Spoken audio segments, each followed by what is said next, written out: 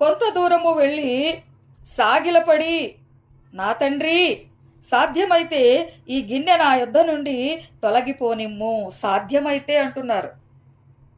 సాధ్యమంటే యెహోవాకి అన్నీ కూడా సాధ్యమే.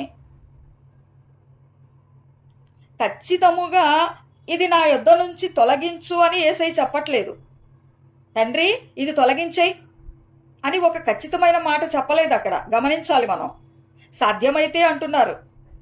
సాధ్యమా అంటే నీ చిత్తమైతేనే, నేను అడిగానని కాదు. ఎందుకంటే నీ చిత్తమే జరగాలి కదా. నీవు పంపితే నీ పని చేయటానికి నేను వచ్చాను.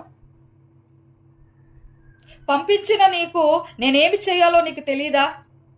ఈ శ్రమలు తట్టుకోలేక, ఈ బాధలు తట్టుకోలేక, సాధ్యమైతే ఈ గిన్నె నా యొద్ద నుండి తొలగించు తండ్రి అని నేను అడుగుతున్నాను. ఎందుకు అడుగుతున్నాను? నేను మానవ దేహంలో ఉన్నాను. మానవ దేహంలో నేను ఉన్నాను కాబట్టి నాకు బాధ అనిపిస్తుంది, నొప్పి తగులుతుంది, బాధ అనిపిస్తుంది, గాయాలవుతాయి, రక్తము చిందించవలసి వస్తుంది, ముళ్ళ కిరీటము పెట్టించాల్సి వస్తుంది. వాళ్ళు ముళ్ళ కిరీటము తొడుగుతారు, కొరడా దెబ్బలు కొడతారు, వీధుల్లో ఈడ్చుకుపోతారు, ముఖం మీద ఉమ్మి వేస్తారు, వీపుపై పిడిగుద్దులు గుద్దుతారు. ఇవన్నీ నాకు జరుగుతాయని తండ్రి నీకు ముందే తెలుసు కదా. నా మరణము కూడా నీకు ముందే తెలుసు కదా. అయినను నేను తట్టుకోలేని పరిస్థితిలో సాధ్యమైతే ఈ గిన్నె నా యొద్ద నుండి తొలగించు అని నేను అడుగుతున్నాను. గిన్నె, ఏ గిన్నె అది? దేవుని బిడ్డలారా, ఈ గిన్నె నా యొద్ద నుండి తొలగిపోనిమ్ము. గిన్నె అంటే కష్టాల పాత్ర.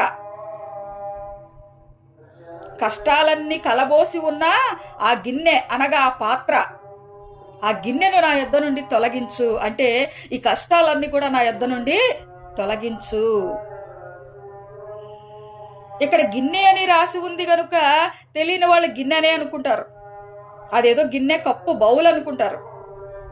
ఇక్కడ గిన్నె అంటే ఆత్మీయ పరిభాష అర్థం మనం ఏం గమనించాలి? ఇక్కడ ఆత్మీయ లోతుల్లోకి వెళితే గిన్నె అంటే గిన్నె కాదు, కష్టాల పాత్ర, కన్నీటి పాత్ర, శ్రమలనే పాత్ర,